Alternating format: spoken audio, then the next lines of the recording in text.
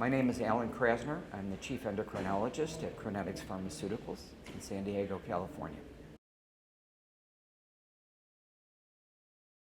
Congenital adrenal hyperplasia, as you can tell from the name, is a congenital disease, which means people are born with this.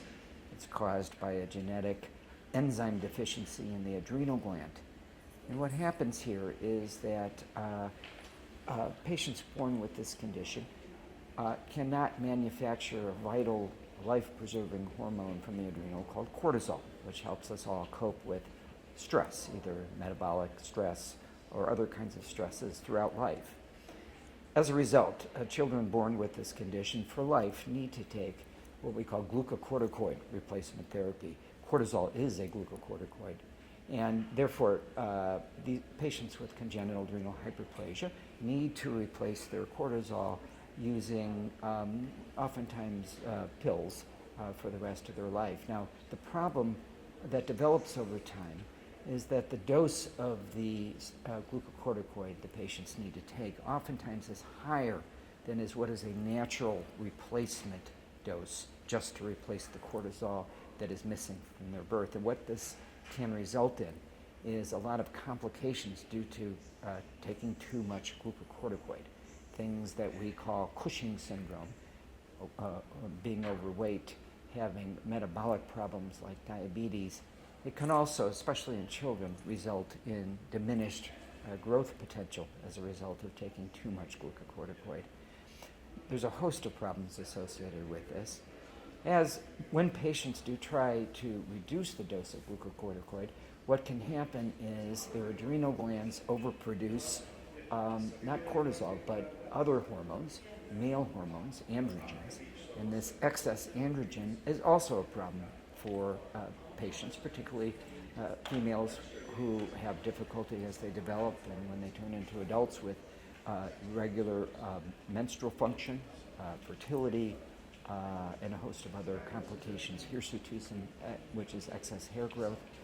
So throughout life, these patients are challenged with the need to balance the dose of glucocorticoid replacement to try and reduce the androgens, but not at a high dose, which causes the complications of too much glucocorticoid. Very difficult to do in the real world, which is why there's a great deal of interest in other agents which might help the glucocorticoid dose come down to a normal replacement low dose while still controlling the excess androgen production from the adrenal glands. The only treatment that has been used for many years is glucocorticoids. Glucocorticoids serve two purposes historically, that is to replace the missing cortisol, also at higher doses to suppress the excess androgen from the adrenals. But as I mentioned, it's very difficult to find just the right dose of glucocorticoid that's not too much and still controls the androgens.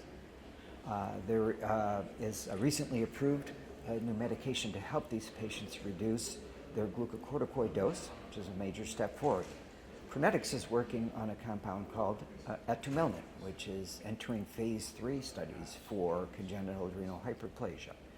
And Atumelnant blocks a receptor in the adrenal gland, which really dramatically lowers all the steroid production from the adrenal gland and can actually help shrink the overgrown adrenal glands you often see in these patients. We believe this might be very helpful not only in helping patients reduce their glucocorticoid doses, but also control the androgen production from their adrenals. We presented a number of posters and an oral presentation too pertaining to Atumelnant, the ACTH receptor antagonist.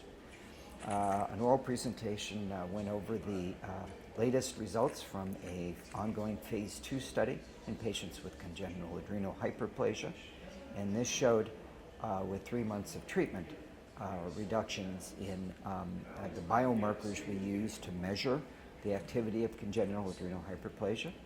The compound appeared to be well tolerated and looks to be suitable for further development, which is why we are planning and getting underway a phase 3 trial for congenital adrenal hyperplasia patients.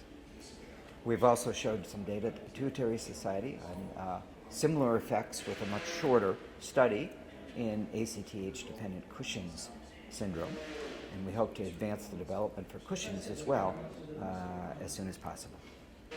One other remarkable feature from our phase 2 trials in congenital adrenal hyperplasia is that Atumelnant was shown within a 3-month treatment period to result in physical reduction of the size of the overgrown adrenal glands that occur in this disease. That is much faster than we would have expected going into the trials.